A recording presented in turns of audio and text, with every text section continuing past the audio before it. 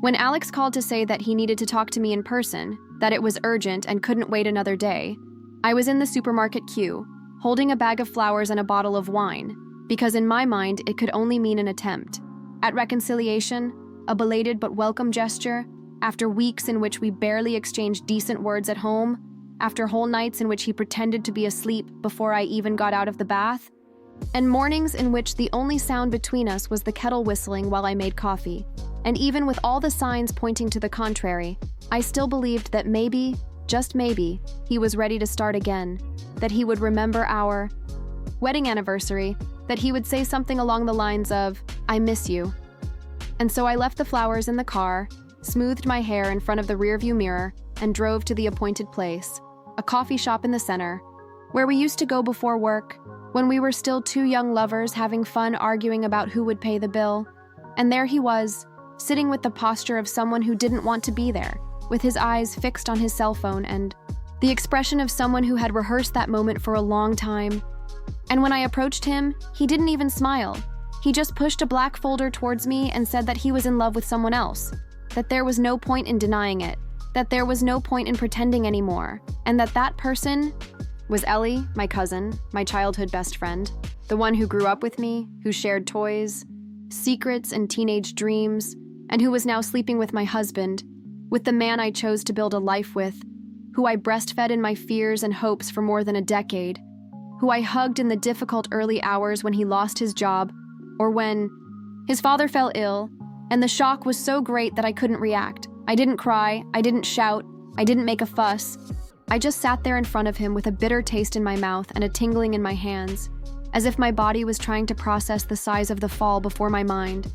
And then he said that he had already spoken to a lawyer, that the documents were ready, that all that was missing was my signature, and that if I wanted, he could even leave the house that very night, as if he was offering me a gift, a relief, when, in fact, he was opening a wound that would take me a long time to understand. Because no matter how unhappy someone is, no matter how frayed a marriage, no one is prepared to be betrayed within their own family. No one is ready to see the complicit gaze of two faces that know you so well. And in the days that followed, I lived in a kind of emotional anesthesia. I did everything mechanically, from showering to work, from meals to sleep. And every night, before going to sleep, I would look at the empty bed and wonder at exactly what moment I lost control of my life, at exactly what bend in the road I stopped being enough.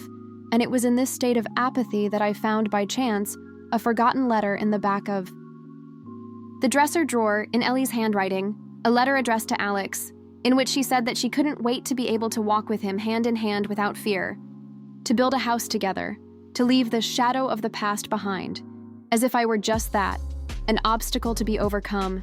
And that night, sitting on the bedroom floor with that letter in my hands and my eyes burning from crying for weeks, I made a promise to myself. I wouldn't let them get away with it. I wouldn't accept being the forgotten face of the story they would tell as a new beginning. I wouldn't be the quiet woman who swallows her pain and moves on. I would be the warning, the reminder that every choice has its price. And I began my plan with slow, discreet steps, investigating the two of them without them suspecting anything. Because Ellie now ran a charitable foundation, the kind that appears in social magazines, and Alex was the financial director of a medium-sized company that sponsored exactly that foundation. And the more I dug, the more I found unjustified. Transfers, forged invoices, personal purchases paid for with institutional funds, romantic trips disguised as congresses, and with the help of a friend who worked in auditing, I put together a complete, detailed, irrefutable dossier, and kept it with me for weeks until I found the right moment to use it, until the charity event came along where Ellie would be honored with an award for social transformation, and Alex would be there, smiling next to her, shaking hands, pretending to be the man of integrity who abandoned his sick wife. And on that day, I put on my best dress, sat discreetly in the back rows of the auditorium, and handed out copies of the dossier to journalists, sponsors, and board members.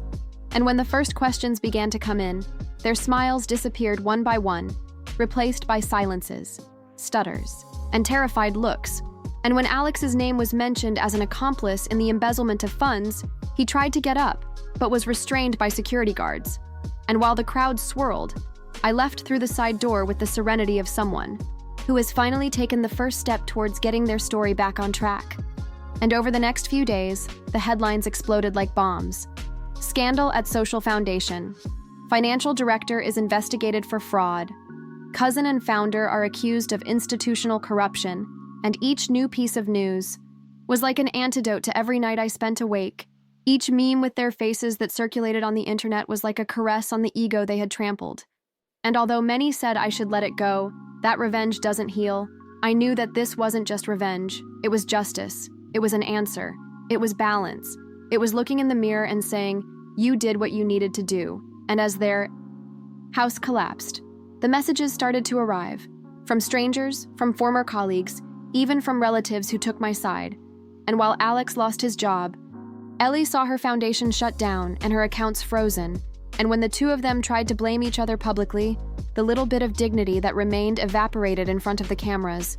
And I, now free of the signed papers, began to rebuild my life calmly, moved to another city, changed my number, changed my haircut, and began to walk without looking over my shoulder, without fear of bumping into ghosts from the past. And even when Alex tried to call me crying, saying that Ellie had left him, that he was alone, that he had made the biggest mistake of his life, I hung up the phone without saying a word, because the worst punishment is to be ignored by someone you swore you would never lose. And today, as I write these words sitting on the balcony of my new house, with a clear sky and a glass of wine in my hand, I feel no remorse, no longing, no more pain, just a silent, powerful kind of freedom. The kind that comes when you understand that self-love is the one thing that cannot be betrayed with impunity.